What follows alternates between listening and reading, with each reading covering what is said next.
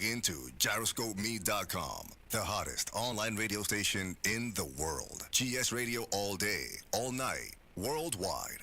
Powered by Gyroscope Media Group, LLC. GS Radio, the best internet radio station worldwide. Providing the best in music and talk shows. Go to www.gsradionj.com and check out the best internet station in the world. You're listening to GS Radio Internet Radio Station powered by GMG, LLC. In the beginning there was Jack, and Jack had a groove. And after a while, a deep sleep fell upon him, and he went looking for a new groove. He began looking for a new nation, and it had to be a soulful nation. And he found it, and it was Soulful House Nation. And he saw a building. It was a tall building. It had 10 stories, and he entered the building and got on the elevator and pushed the 10th floor. But it stopped on the 8th floor. And that's where he found his new groove. And he began to jack and jack and jack and jack. And he knew that this was it. It was Soulful House Nation on the 8th floor. Get ready, get ready, get ready.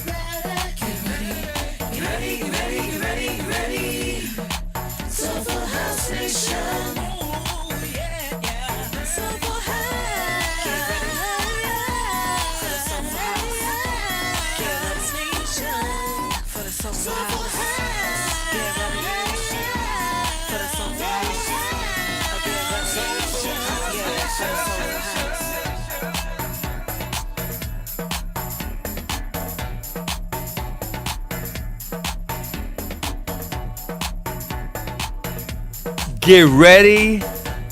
Get ready. Ladies and gentlemen, I am DJ Dan, Soulful House Nation. I'm coming to you live from the 8th floor. I am the unusual suspect. This is SHN at its finest. Ladies and gentlemen, we got another good one today. But first, I want to do a few little things before I bring our special guest on, which I'm super excited about, and you're going to see why soon.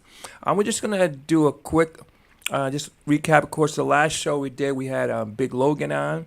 Then we played the hottest song of the week, according to Track Source in the Soulful House category. Talk about some stuff that's coming and some new stuff, and then we'll play a classic, and then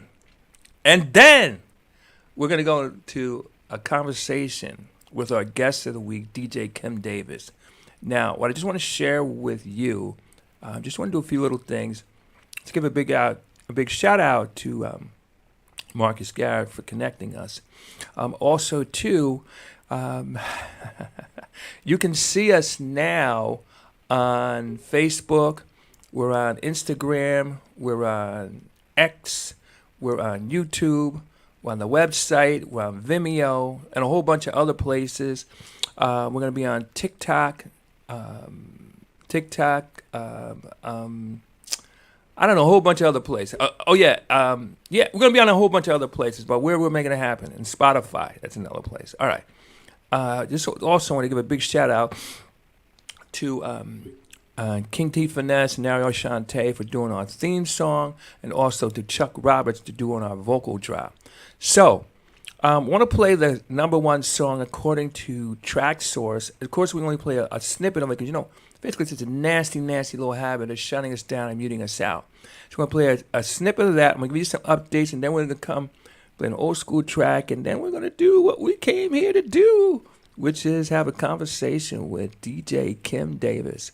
All right, Chuck, play a little snippet of the number one song according to Track Source. It's by Deep Roger and Mark Evans, called Make Love Great Again. I'm going to play a little snippet. All right.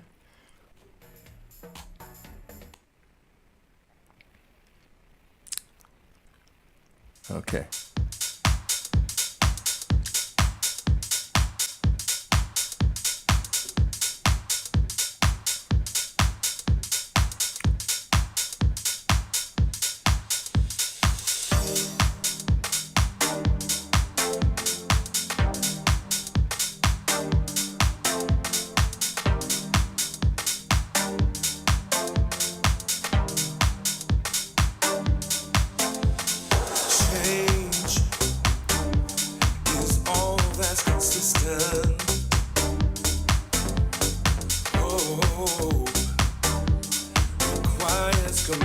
All right, so we're gonna fade it out.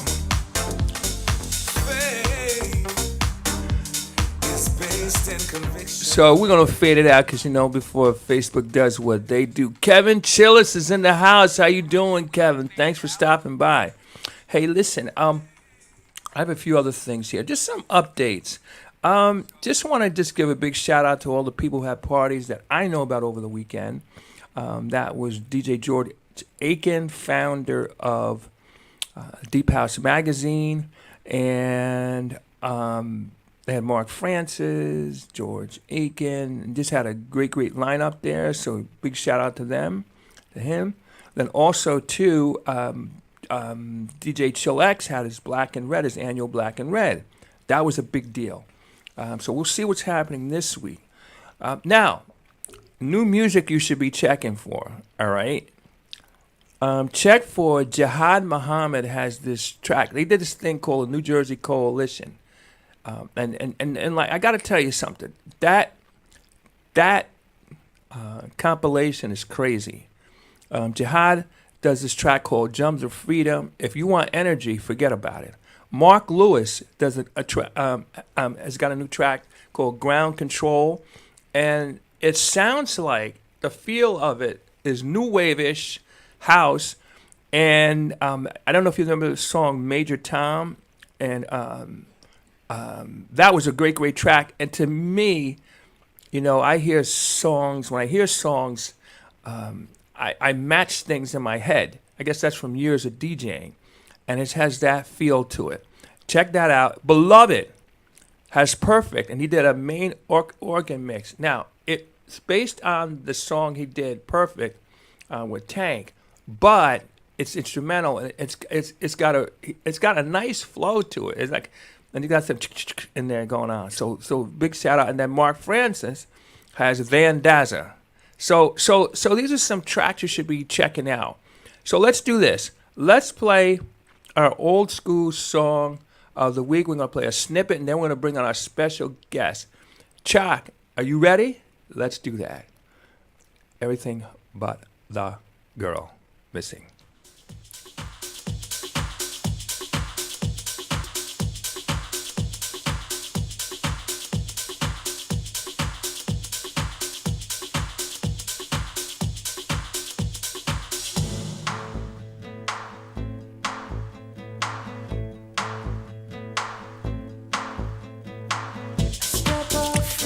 All right, so we're gonna break it down a little bit, because Facebook is this nasty little habit of shutting us down and muting us out. DJ Kim Davis, how you doing? What's up? Hey, Kim, how you feeling? Hey, I'm good. I like to say I'm on this side of the dirt, so it's a good day, It's a beautiful thing. Yeah, so, well, listen, first of all, I'm super excited to have you on the show. And what we're going to really do is only once in a while do you get a chance to talk to someone who has been there from the door and just to be able to share their experiences in terms of what they experienced, but also to their observations of the evolution of this thing and what their thoughts about on different things that are happening today versus back in the day. So we're gonna have the conversation like that. So I'm ready. You ready? You ready, Kim? Always. Okay. All right. So let's start off with the easy stuff, and just tell us a little bit about you, so people who haven't met you can learn a little bit about you. Tell us a little bit about. Well, I'm been in the business for a long time, 48 years, and I started as a rap DJ. Really, Okay. I was 10 years old. I was one of those guys that back then in the 70s they were had groups that DJ Right. did parties all over. Mm-hmm. And my first love for wanting to do that was from a group called Mark IV. Oh, Glenn and them. Yeah, well, yeah, it's Harold. Harold was the original. Okay. Yes, the original guys. We're Uh talking huh. about Slim, Randall Slim Taylor, Mm-hmm. a couple of other guys. They used to go. I think the mayor at that time was Gibson, Okay. Ken Gibson, King Gibson. Okay. and Mark IV was the first group DJs that had a contract with the city. So I grew up in Newark, New Jersey, Baxter Terrace to be exact. And they would just go over to different projects or developments and play music in the summer. Mm-hmm. I was a young kid, and I think I was 8, 9 years old, Mm-hmm. and I would watch them. Playground, they would do the playground parties. The playground parties were crowded and people hustling and dancing, and I loved how people responded to them. And that was the first love of me wanting to do that. Okay. Kids want to be policemen and stuff like that. Yeah, Right. I watched them and I fell in love with music, wanting to play music because of those guys. And Gotcha. that's how I started. And then I got it with a group called Riviera Disco. That was Harold's cousin, Okay. Stephen Harper, Leonard Williams, Carl Ryans, Glenn Davis. They had a group. They were older guys than me, and they taught me how to play. Because I was, when I look at the young guys like Amir and Just, I was them. They put me out there as a young guy, and it became that big since. I started, my cousin brought me over to the Bronx, 10 years old. At the DJ contest there, scratching and mixing, and I won. Okay. And the first job I had DJing was at 10 years old. I was at the Fever. That's where I won the tournament. Wow. No. And that was Red Alert's spot. And the Cool Herc, a few other guys. And then when I got into dance with the disco era in the 76. My mother's records, my father's records, my older sister's records, mixing on there, on their 2 record players. Okay. And then got to with Riviera Disco and started playing on a real system with the music, and then started from there. Okay. So I'm going to make a few observations here. All right. almost to a person, and I can't think of anybody who hasn't. So that's why I'm saying that Hmm. they all, including me, started out in terms of we're way back in the day with hip hop. All right. Hmm. Yeah. Then the second thing that's runs through this whole thing, the house music DJs, is disco. And Right. then we're like calling it club and stuff like that, and it became named disco. Now, here's the next thing I think is pretty interesting is that many of us had a family member that was an influence. So with me, it was Aunt Seal, and Hmm. Aunt Bert, and you had older brothers and sisters. So Yeah. I find that pretty interesting that to a person, it comes down. There's this sort of like there's almost this path that you follow. Yes. It's a Wow. it's it's I guess you would say it's a rite of passage. Yeah. Come to think of it, I never thought of it that way. You're right. You're chosen. Okay. All right. All right. And in my household, my mom's household, I was the chosen one because I loved playing. I Got loved you. playing. I loved seeing the response on people's faces, and Mm-hmm. even dancing in the house. Mm-hmm. Mm-hmm. And then I would get besides myself and um, would put the speaker in the window. So people in the courtyard Uh-huh. walking through would stop in the courtyard and just sit there for hours, however long I was playing music. Right. Right. Right. Yeah. Well, I got to tell you, I think, I mean, most people won't understand it, but when you're playing, I mean, there's nothing like that. Meaning that, even I talk with Jihad and Beloved, and I ask them, do they prefer producing versus playing? And both of them, they they love the playing. It's that connection with the audience. It's that when that audience is feeling what you're putting out, you're like, Nothing yes, like this is nothing, life. nothing. It's nothing like it. Right. See, Mm-hmm. when you're producing or remixing, Mm-hmm. doing that stuff, you're in the room. You and the sound guy, the engineer. Right. So you don't fit. You could come in with the energy, but you Mm-hmm. don't feel the energy from the audience. Right. Right. Right. Right. Yeah. It takes it. You gotta get out. You gotta get in front of those people. Exactly. And Yeah. and then even when you think you have a hot track, Yeah.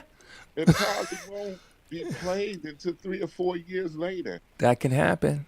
That can I call happen. it the hot and beloved especially. I Mm-hmm. call it my nephews.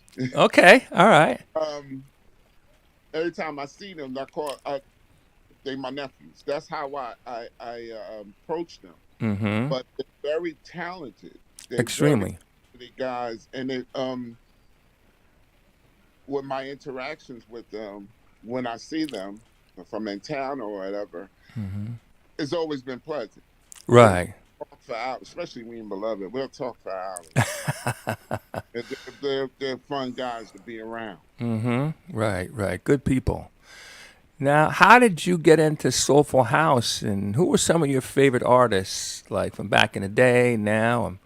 How did you get Well, into it? when I think of Mm-hmm. house music, the term came out of Chicago, Mm-hmm. but us in Jersey, New York, it was always club music. Mm-hmm. Because club music, if club music had a baby, it was house music. Right. Got you. Got you. I Mm-hmm. don't care what anybody try. I don't get into that bickering stuff with Chicago and New York and Jersey about where it came from. The Mm-hmm. term came from Chicago, Mm-hmm. but we were playing that form of music in New York and New Jersey Mm-hmm. all through the 70s because it was Right. the music us DJs played in the club. So we called it club music. Right. Right.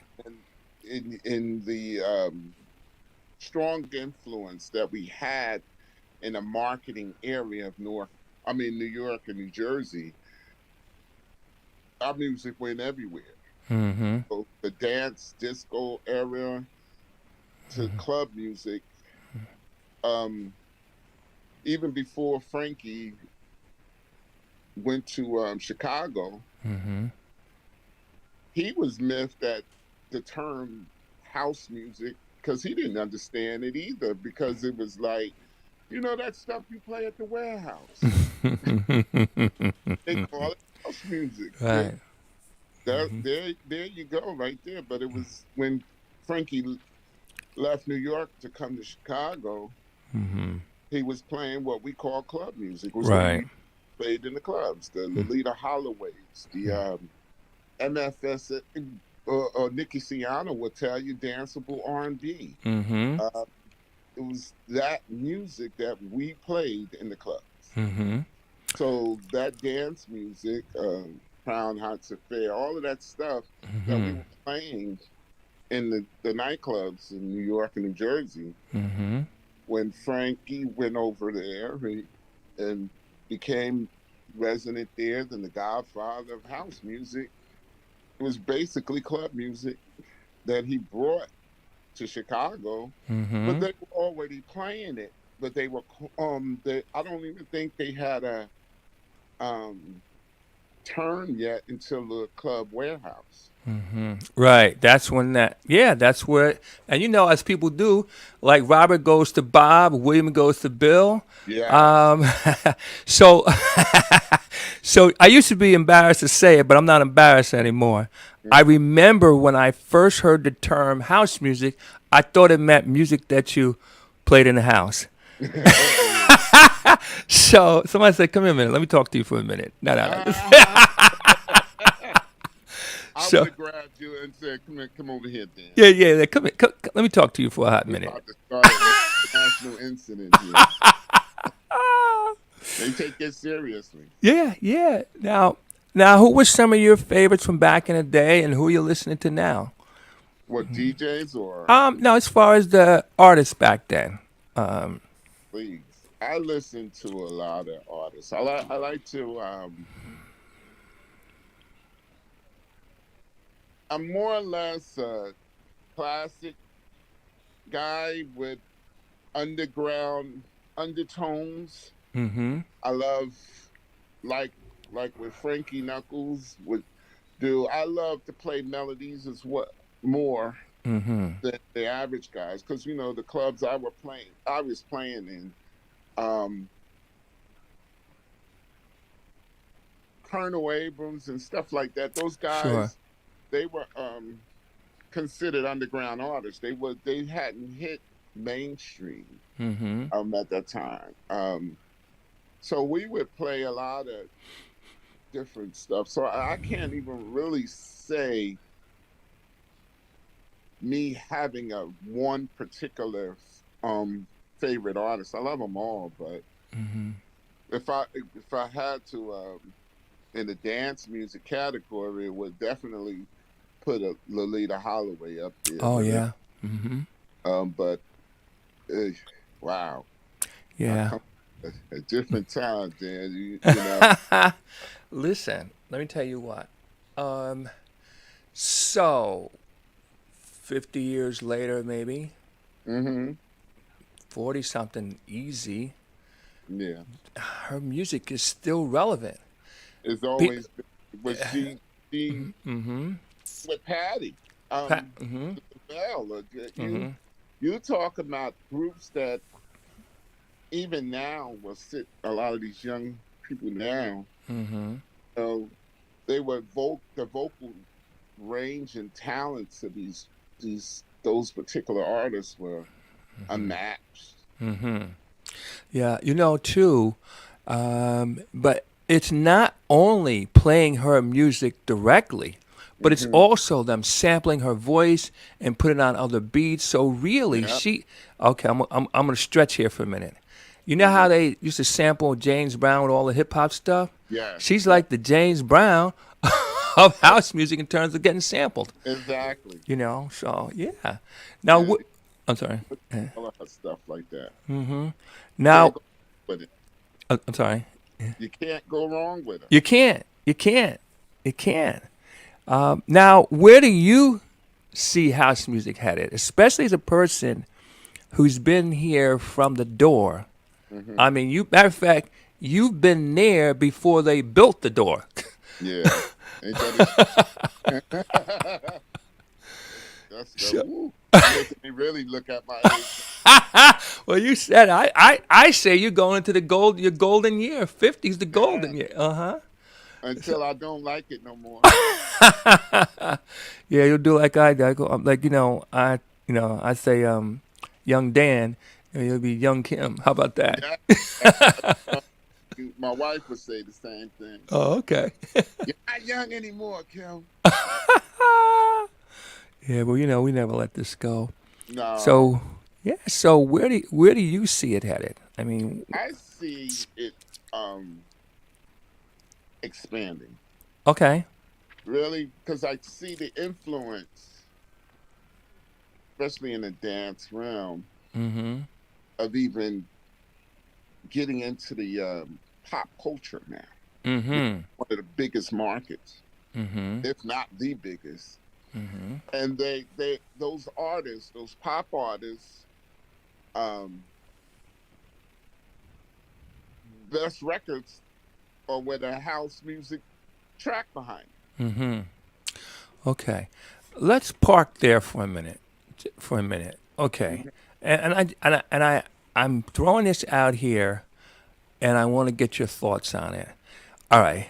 What's up, DJ Dell? How you doing? What's up in Baltimore? Okay.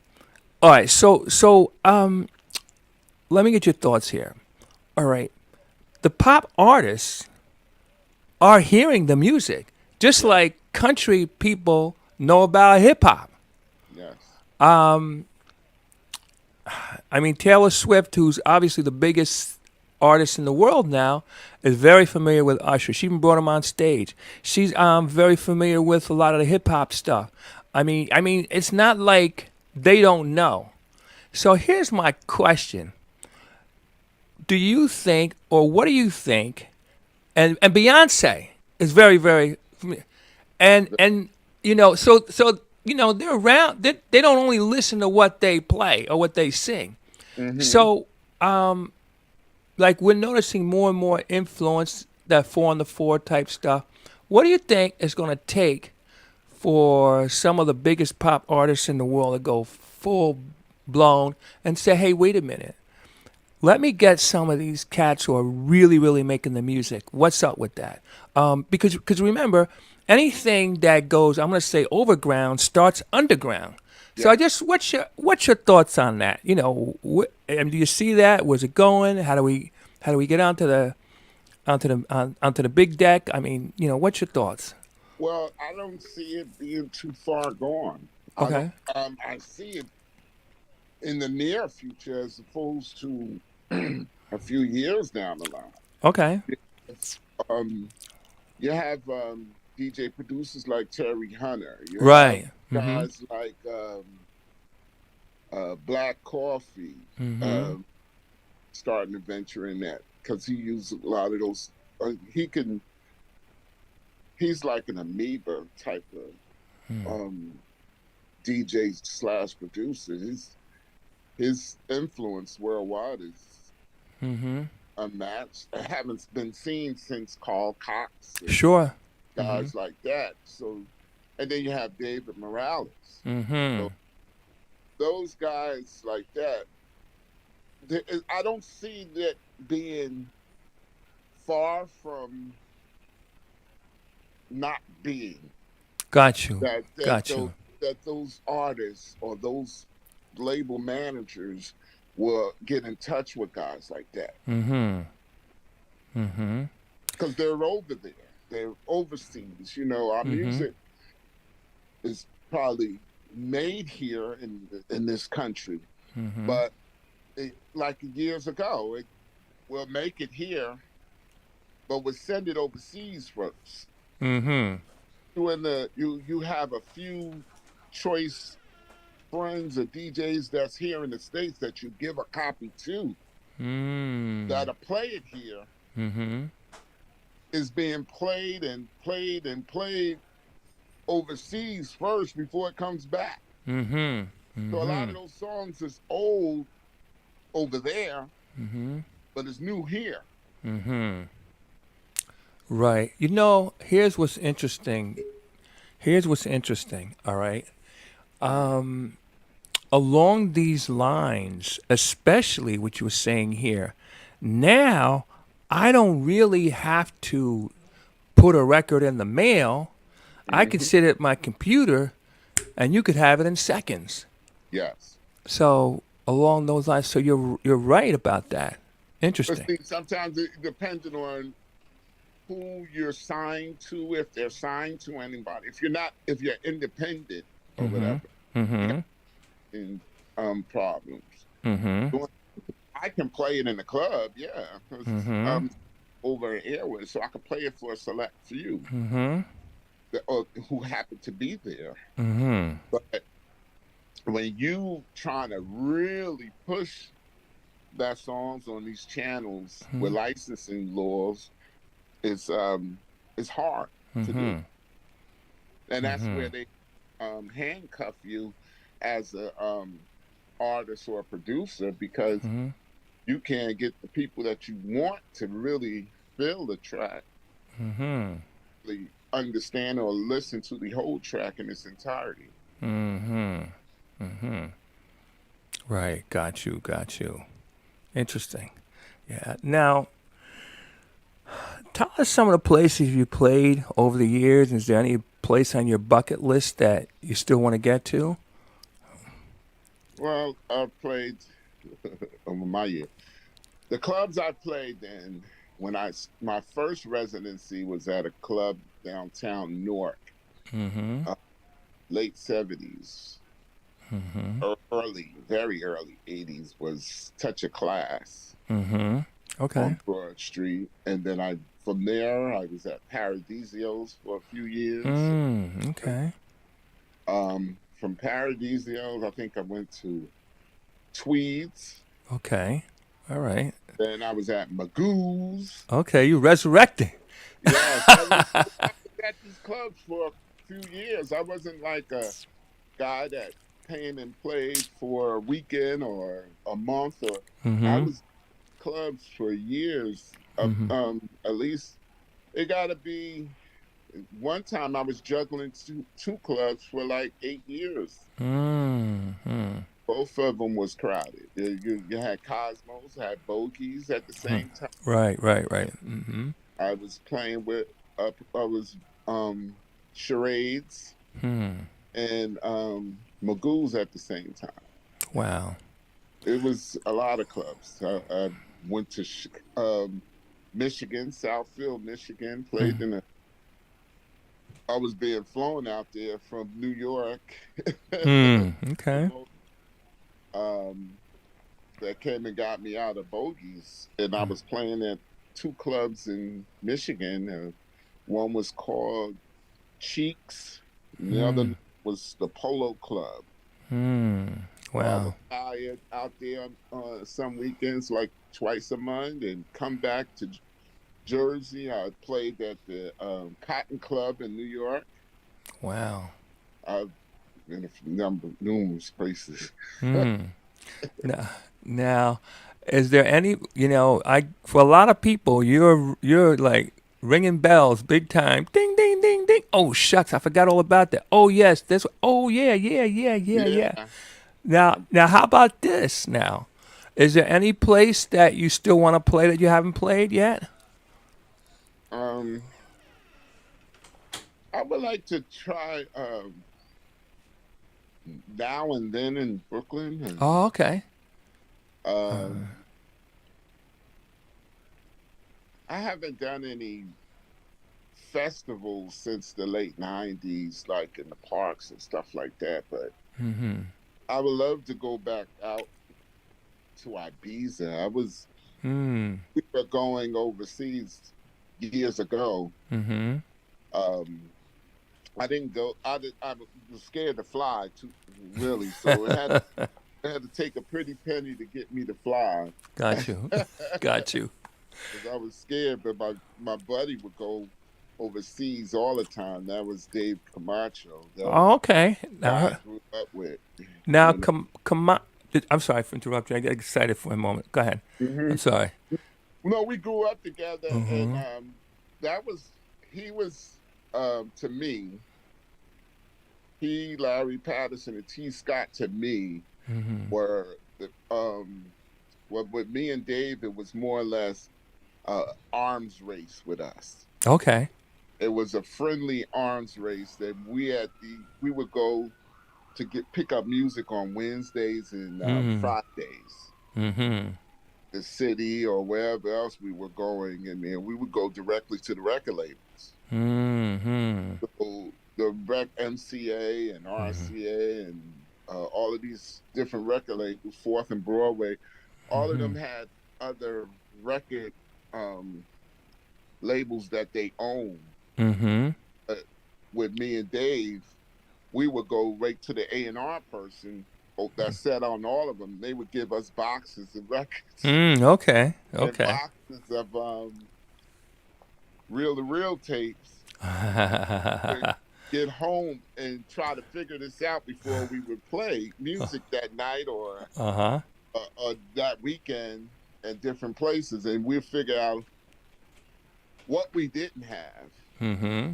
So and, we would exchange music with each other.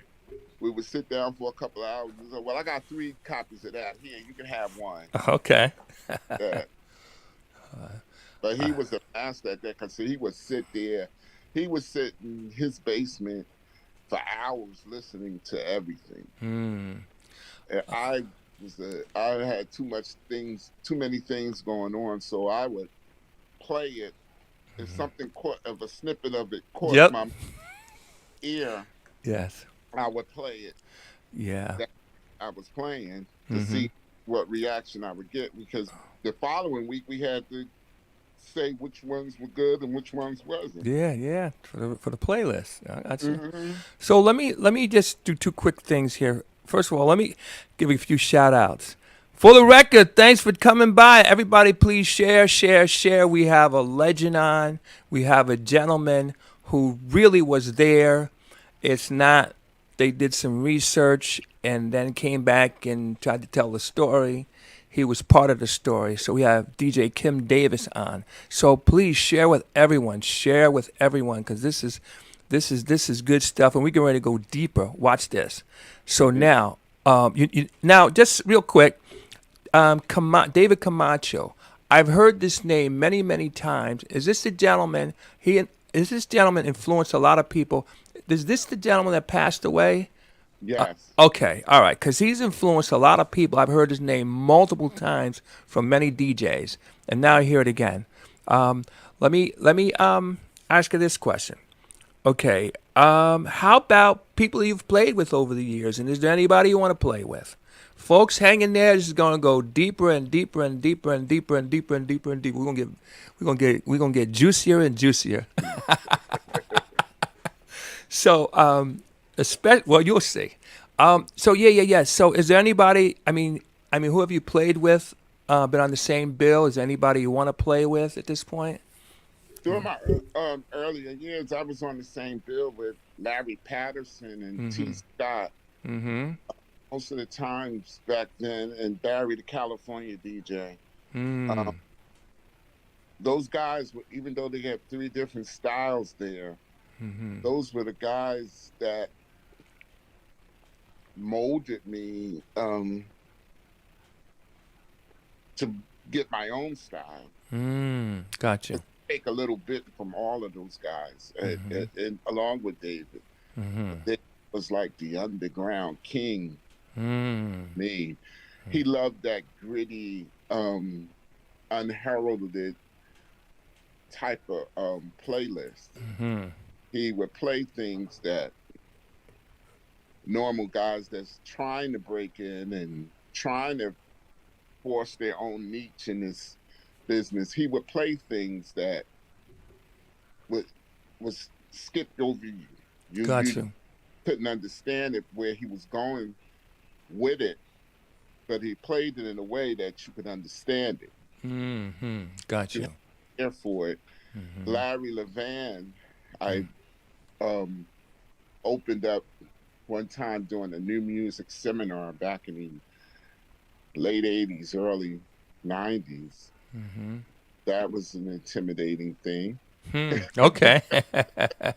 If ever was, Mm-hmm. if it ever that, but I learned a lot from him. What I learned from him was the way to break music. I don't think Mm. there was ever a DJ that I've ever come across that knew how to break new music. So, what does that mean in terms of what he did, that kind of stuff like that? Larry wasn't a great mixer. I think Right. back back then, I think the best mixer, blender rather, was T. Scott. Got you. Then you had Kenny Carpenter. Then you had Mm-hmm. Larry Patterson. Mm-hmm. David came right up behind him, and that was just massive. What David had done, I would love to work with David Morales, Mm-hmm. um, or Timmy Regisford. Mm-hmm. Those guys. Tony Humphries was more or less back then. Um, his emergence was something special too, Mm-hmm. because he played mostly techno Mm. in Mm-hmm. the earlier years. But, Mm. when he came to North New Jersey to play at Zanzibar, Mm-hmm. um, he had to learn how to play on those thorns. Oh yeah. Uh, Mm-hmm. and, and once he got it, he Yeah. They have the. that's a guy Mm-hmm. that know how to break music. He was breaking European tracks that nobody had heard of. Mm-hmm. Got So you. it's but Larry, I would say, was the Larry Levan was the best person DJ ever to break new music, Mm-hmm. because even though when people started criticizing him for what music he started playing in the later years of the garage, he was trying to teach you something. Got you. And Mm-hmm. he was trying to teach you, he was trying to bring other big artists, like we were talking about early in the conversation, Mm-hmm. of the pop music, or Right. the big money uh, Mm-hmm. music. He was trying to bring them in, and he Mm-hmm. was trying to get the audience to start understanding people like Madonna and Mm-hmm. Kraftwerk and Soft Cell. He was playing Okay. up. Mm-hmm. Okay. All right. Wow. You were coming off of Sylvester, and Mm. he'll break in cocaine running around my brain, or some something different that you never heard before, Got you. Got you. And and you yeah, will love it. yeah, yeah. Now, how about this? Let's talk about you're playing now too, correct? 'Cause I know you had this weekend. You had something. And Yeah. in a club called Dream in Linden, New Jersey, Mm-hmm. this past Saturday. Mm-hmm. I will be back there January the 14th, I believe. Okay. And we're trying to build a older crowd that still party, but looking for a different vibe, so to speak, where they're drinking liquor and Okay. keeping the lights on in the club. Got you. It's a little thing, right? I got you. Right. Right.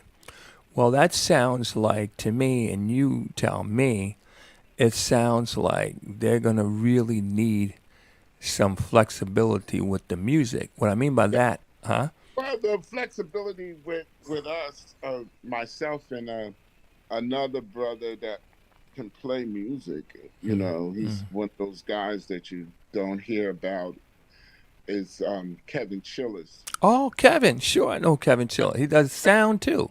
Yes, Uh-huh. that's my guy. He and Barry B. Okay, Barry B. Barry B's on the line. What's up, Barry? He's on. Those are my guys. Okay. You know they compliment me well musically Mm-hmm. because I play a lot of classics. I play a lot of melodies. I play a lot of underground. I play a lot of new, but I mix it a lot with the unheralded classic songs that you haven't heard in years. Mm-hmm. And it's just like a mosh posh of oh wow, I haven't heard that in a Right. long time. Mm-hmm. With oh wow, I just heard they just came out with that. And, so we're doing that type of thing. Let me ask you a question about that. Because a classic can be new if you haven't heard it in a long time, but you know Hmm. the words. But let me ask you this: do you find that when you play classics, for me, I could tell you. So back in the day, I played what we call classics now because they were out then. Yeah. But I find that they're harder to mix because a lot of times you got a drummer on it, a live drummer compared to a machine cranking out those beats. Yeah. And one of the things that happened for me is that what I need to do, if I know I'm going to be playing some classics on the Keep It Hmm. Real side, I got to go back and I got to practice up on some of that stuff, because when you're playing that stuff every day, that the drummer's going to miss here, and you Yeah. and you adjust like that and that kind of stuff. Whereas today, once you get the beat lined up, I'm not saying it doesn't vary, and you're going to have to play it right and all that kind of stuff. Hmm. You can know it's boom, boom, boom, not instead of boom, boom. You agree with that, or you find them harder to play, or I guess, It was bands. It wasn't. There yeah, wasn't drum machines and right, computerized drums that stay on 124 beats per minute and right, stuff like that. Back then, it was actual bands playing. So if you're a human and mm-hmm, playing a song or you're beating a drum at mm-hmm. 124, you're getting tired. So you go 122, 121, and then you get back up to 124. Uh-huh, The thing yeah, is knowing your music. right, and that's really super important when you're playing classics. When you're playing classics, you got to, And that huh? you'll see 124, but by the time you go to line up at 124 is at 118. So you have to know how to mix it.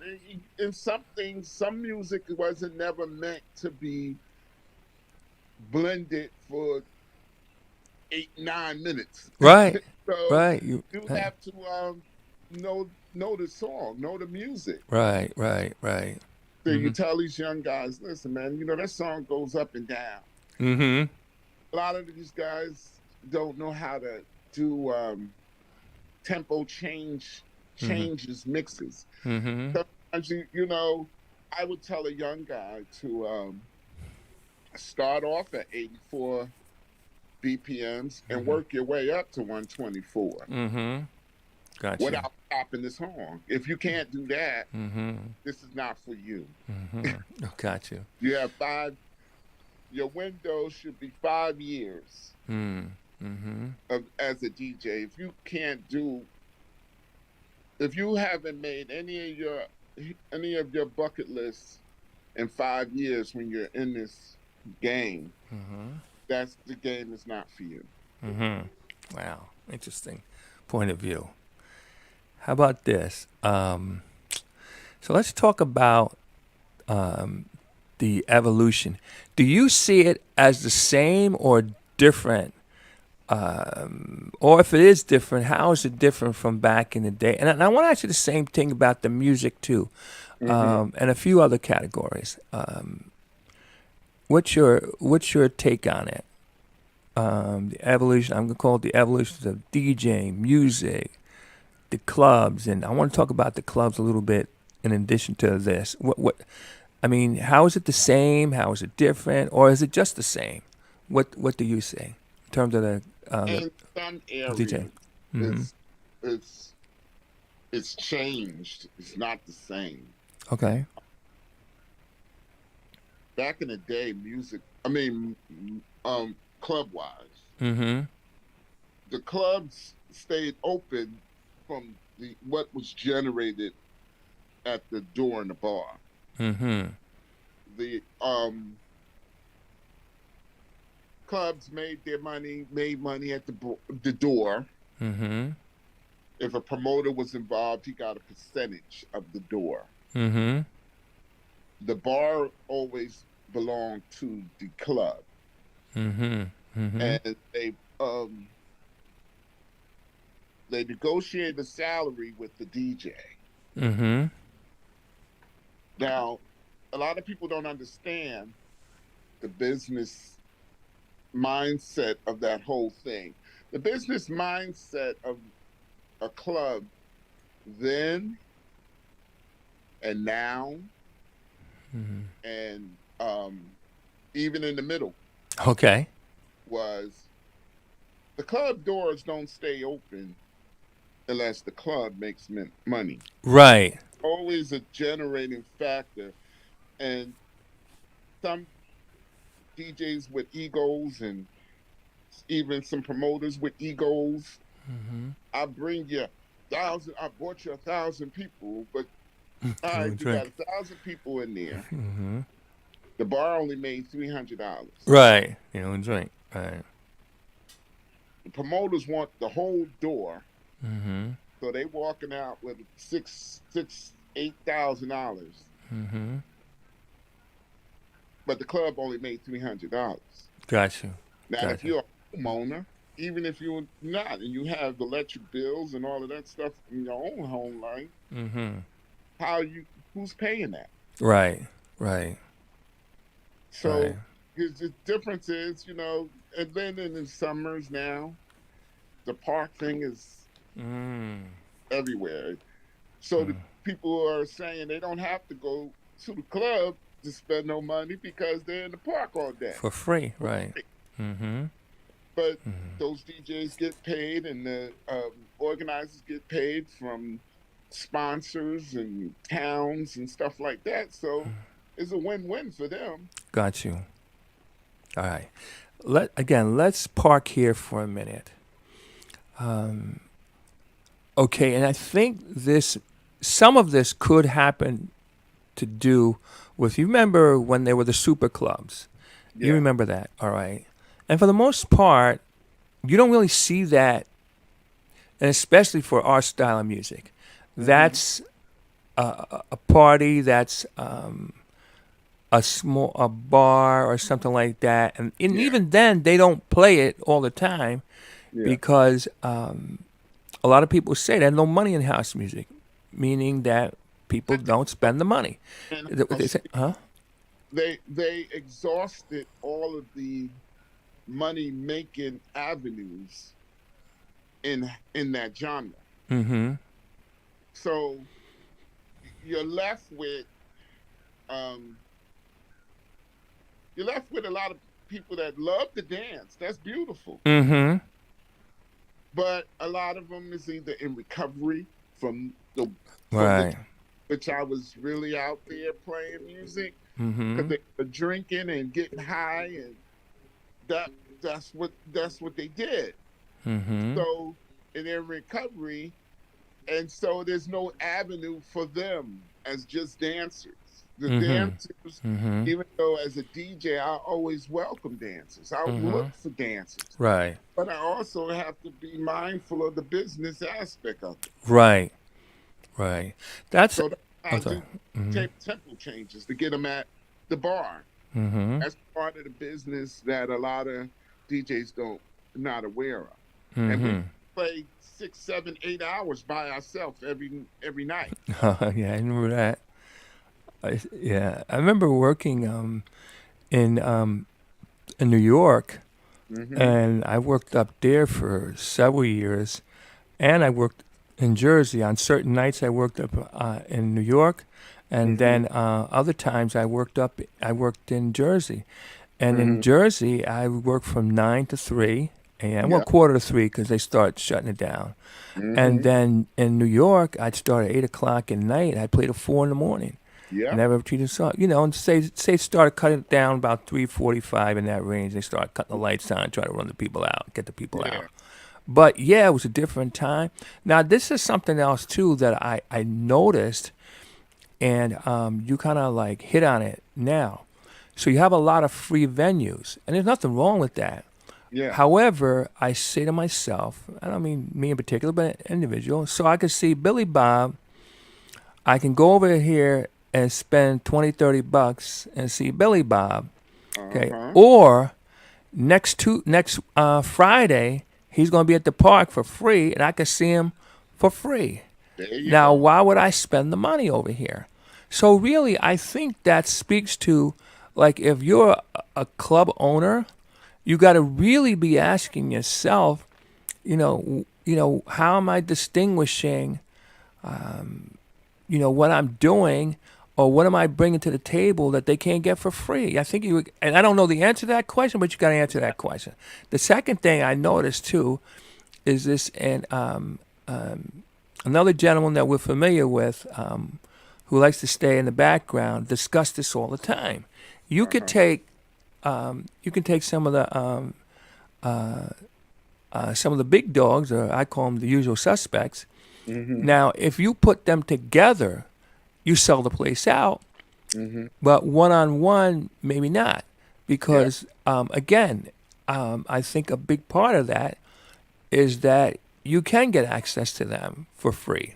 But you can't get access to them when you put them all together. So maybe that's part of it. I don't know the answer to it. I don't know. What are your thoughts on that? I mean, it's hard to pack a party. Well, it's hard to pack a party because it takes time.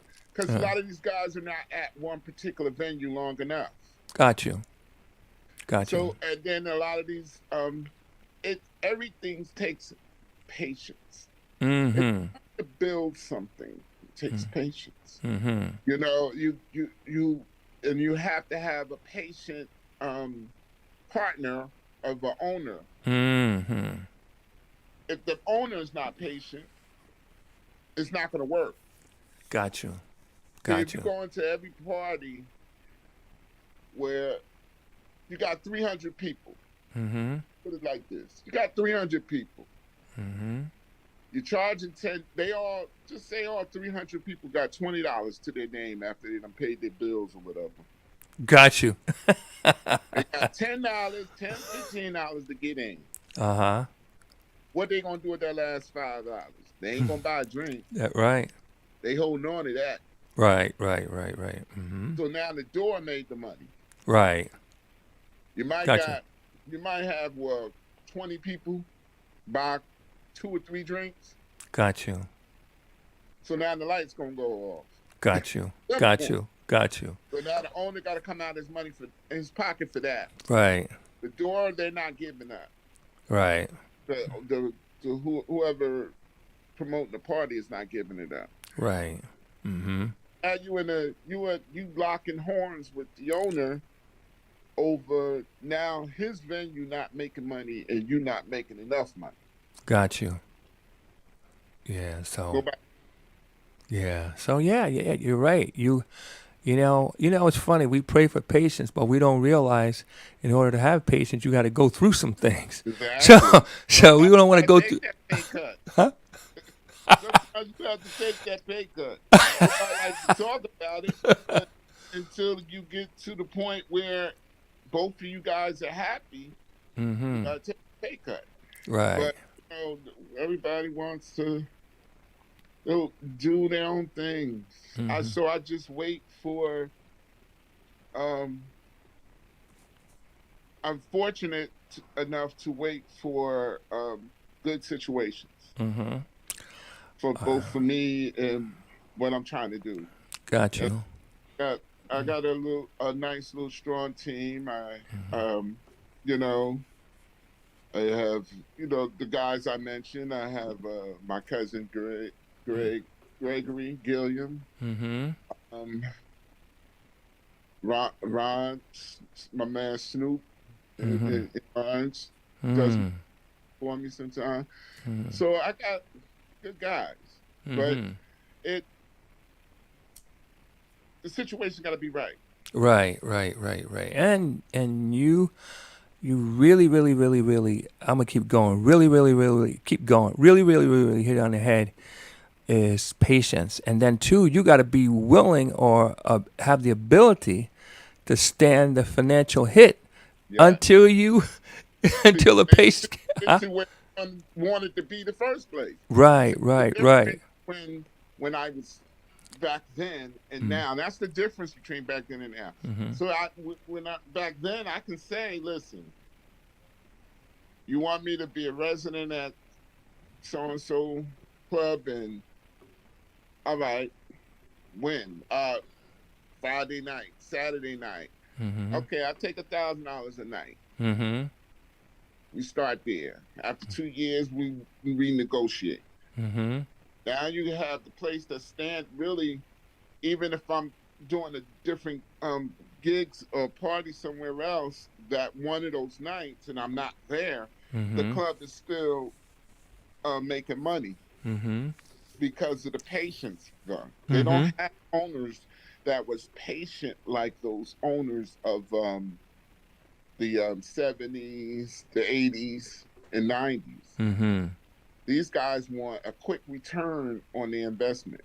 Right. No one's looking at longevity. Right. And it's hard. It's hard. Unless you're gonna bring in black coffee, but then you still might not make money because You're gonna have to pay black coffee. yeah, I'm just saying. By the time you pay him, that might be the money right there. You know, Exactly. what I was. When he comes to New York, Uh-huh. because I don't even think he's been to Jersey. But when he comes to New York, he's been to Madison Square Garden. Yes.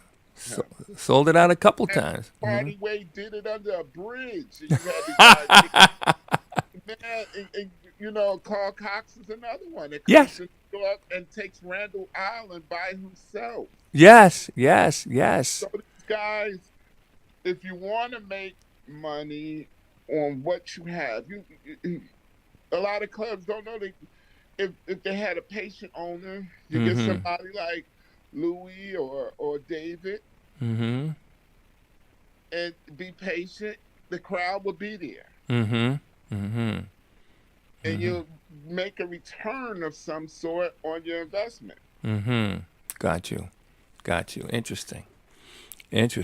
That might have been the silver bullet right there, what you just said, patience. And then you got to have the money to be able to wait it out until it pops. Right. Because the reward is greater than the pain in the beginning. Interesting. Because you can basically go on to other businesses or expand on that one business that you had. Interesting. You think about if the garage would have still been here.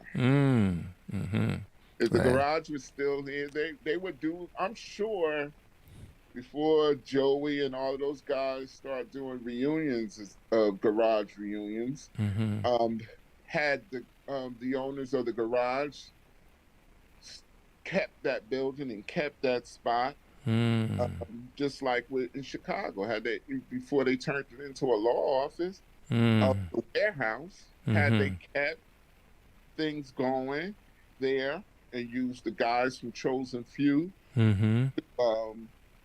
Have a residency there, the building would still be self-sustaining. Right. Now, Holly Rock, what's up? Kevin Chillers, DJ Bilal, tell her like a T.I. is. Anyway, okay, you know what? I just got a few more questions, only because we're running out of time. But that's okay. This is a good running out of time. That's great.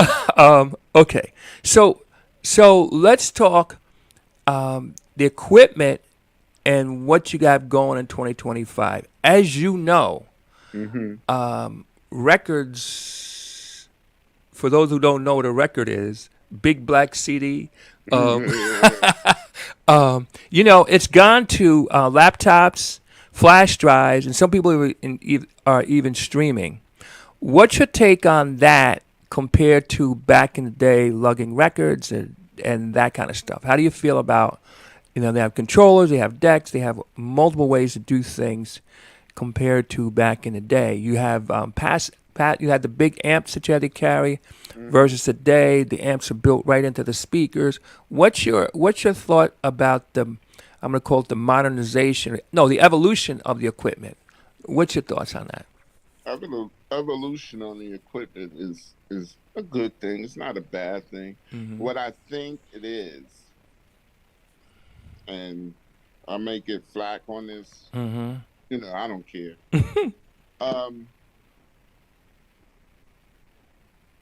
Along with the days of playing with records was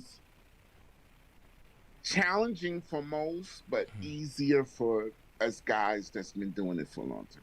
Gotcha. Because it was hands-on.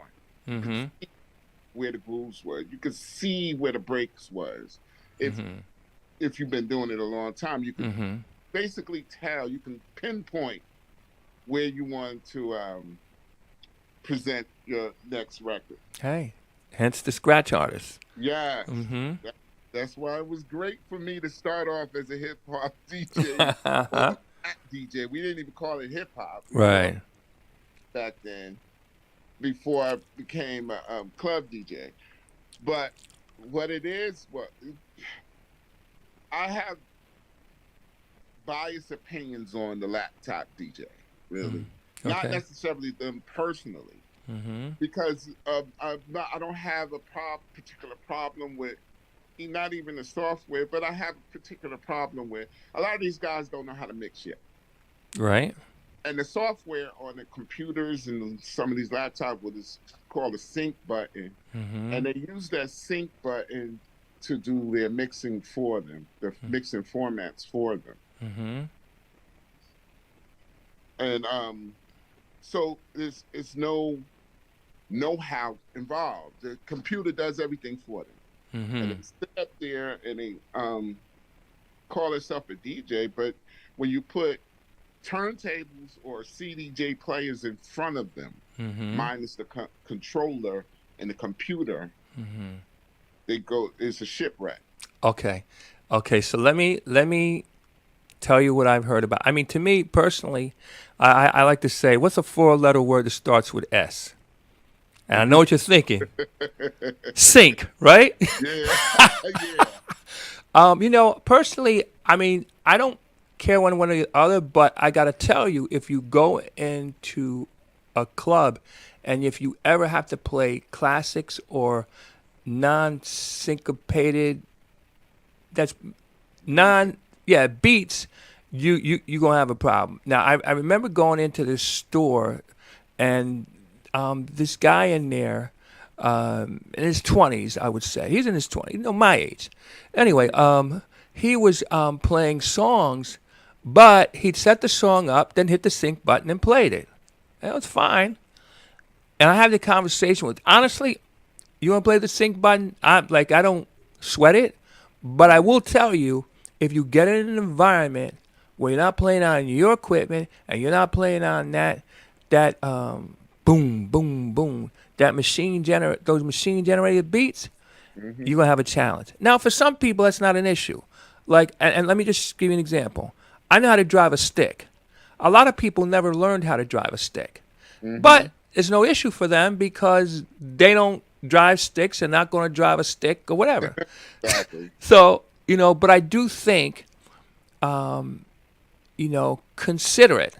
If you're going to be serious about the DJing thing, consider learning how to play without the sync button. Do you have to? No, you don't. You can do what you want. I go back to, do you have a drive a stick? Doesn't mean you can't drive, just means you just can't drive a stick. But again, most of the cars are automatic anyway.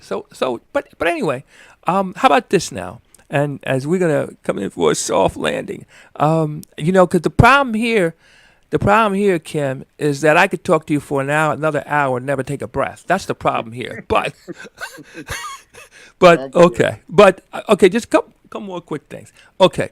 So what's up with you for 2025? What we should look, what we should we look for? And then I'm going to ask you another real key question that goes with what we've been talking about. What have you learned over the last 48 years? But let's start with what's up with you in the next. What happens for you in 2025? Oh, 2025. Wow. Inshallah for the Muslims if I live that long. Okay, all right. Um, just I would like to be more active musically, playing wise. I like to be in an environment where music is music, love is love, and people can come and get along and leave just as much as they came. I like just finding a venue that's suitable for what I want to bring differently to the house music community and the table, so to speak.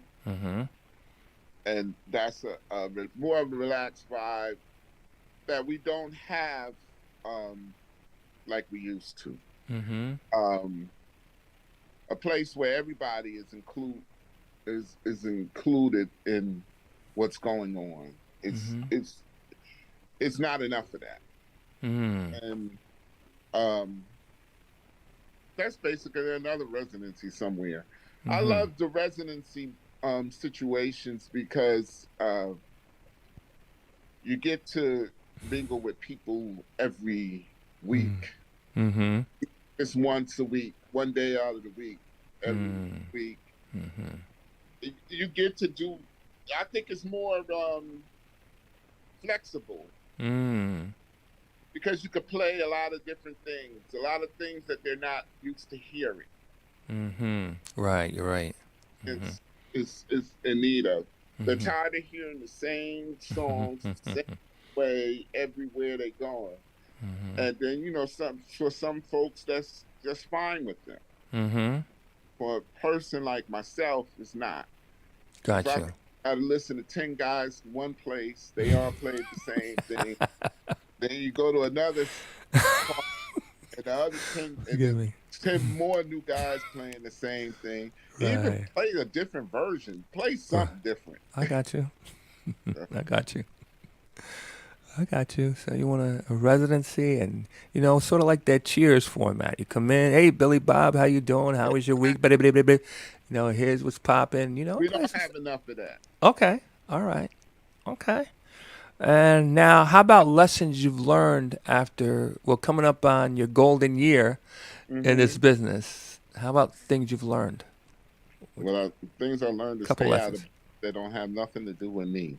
Okay. Okay. That's gotcha. What I stay out of things that don't have anything to do with myself. That's the thing I live by. Okay. Oftentimes we get involved with things that really we shouldn't. And had you kept your mouth shut, you wouldn't be in it. So I stay in my own lane. Gotcha. I like guys that stay in their own lane. Got you. I'm too old to be out there fighting. Got you. I run from one, but I'm too old for that. Got you. Any final thoughts or things that you would like to share? And if people want to reach you, if you want that to happen, how they do it. So final thoughts, and if you want people to reach you, how would they do it? Well, if they want to reach me, you can reach me on my my email is kimb.davis23@gmail.com. Okay. Or you can even call me on my cell phone. Okay. All right. 347-869-3402. Repeat that one more time. Yeah. 347-869-3402. Got you. Okay. All right. Any final thoughts? Keep love. Okay. So listen, Kim, this was very good. Unfortunately, I don't have another hour and a half to sit with you because I have many unanswered questions. Troy, what's up? Thank you so much for coming out. Also, too, want to give Marcus a big shout out for connecting us. And yeah. So, continued blessings to you.